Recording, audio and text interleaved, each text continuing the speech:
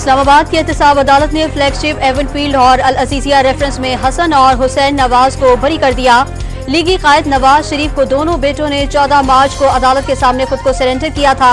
मुसलसल गैर हाजिरी पर एवनफील्ड रेफरेंस और फ्लैगशिप रेफरेंस में 2017 को इश्तिहारी करार दिया गया था।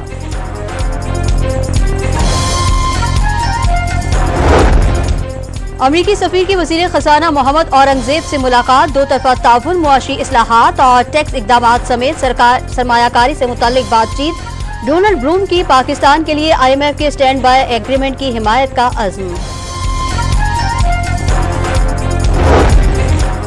समाजी राबतों की साइट एक्स किसकी हिदायत पर बंद है? पाकिस्तान टेलीकॉम अथॉरिटी ला इल्म चेयरमैन PTA का एक्स की बंदिश का मामला वजारत दाखिला से उठाने का फैसला।